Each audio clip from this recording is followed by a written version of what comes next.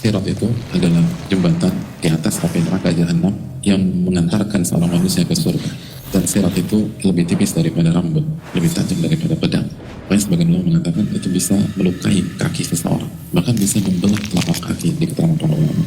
Lalu bagaimana kondisi Anda jika salah satu kaki Anda diletakkan di atas sirat tersebut? Kalau Anda benar-benar merasakan tajamnya jembatan tersebut, dan ketika Anda shock betapa tajamnya sirat tersebut, maka Anda menjadi begitu ragu melangkahkan kaki Anda yang berikutnya. Tapi tidak ada pilihan. Itu sirat tidak diam, tapi ke kanan, ke kiri, ke kanan, kiri. Lalu pandangan Anda tertuju ke bawah. Lalu Anda melihat neraka jahanam. Lalu telinga Anda mendengar betapa menggegarnya suara-suara dari neraka jahanam tersebut. Suara yang gak pernah kita dengar sebelumnya. Suara yang paling horor yang pernah kita dengar. Dan pada saat itu, kondisi Anda lemah. Hati Anda bergoncang. Kaki gemeter, berat sekali untuk dibawa melangkah. Dan pada saat itu, hanya ada satu perintah. Berjalanlah melewati sirat. يوم ترى المؤمنين والمؤمنات يسعى نورهم بين أيديهم وبأيمانهم.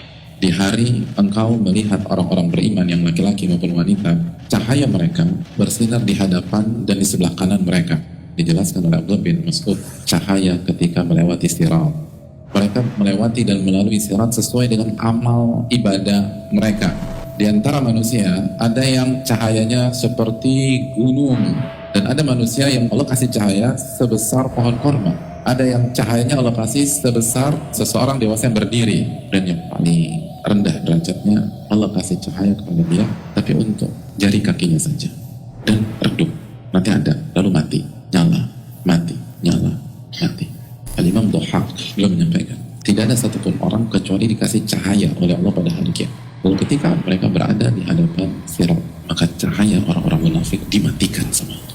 Itu ketika cahaya orang-orang munafik dimatikan, yang shock bukan hanya orang munafik, tapi orang-orang beriman yang ada di lingkungan tersebut.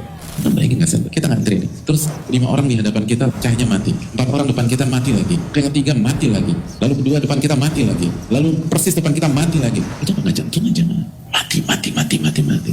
Lalu mereka berdoa, Rabbana atmim lana nurana. ya Rabb kami, tolong jaga cahaya kami, tolong jaga jangan sampai mati ya Allah. Di atasnya terdapat besi-besi pengait dan kawat-kawat berduri yang ujungnya bengkok.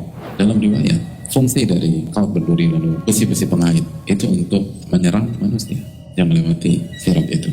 Ada yang diambil oleh malaikat penjaga neraka, dan Anda saksikan itu dengan kedua mata Anda. Lalu di depan kita satu jatuh, lalu cahaya mati. Ada yang terluka tapi selamat, ada yang sempat terpleset tapi selamat, dan ada yang terjungkil di dalam neraka jahanam. Nabi SAW mengatakan, dan yang pertama-tama dari kalian yang melintasinya seperti kecepatan kilat, dan yang pertama kali Rasulullah SAW. Lalu yang berikutnya itu secepat hembusan angin, lalu seperti kecepatan burung, lalu dalam keterangan yang lain seperti kecepatan kuda, orang lari. Sampai ada seseorang tidak mampu berjalan kecuali dengan merangkak. Ini menunjukkan bahwa kecepatan manusia pada saat melewati sirat itu sesuai dengan kecepatan mereka dalam menyambut dan melaksanakan perintah-perintah Allah di dunia.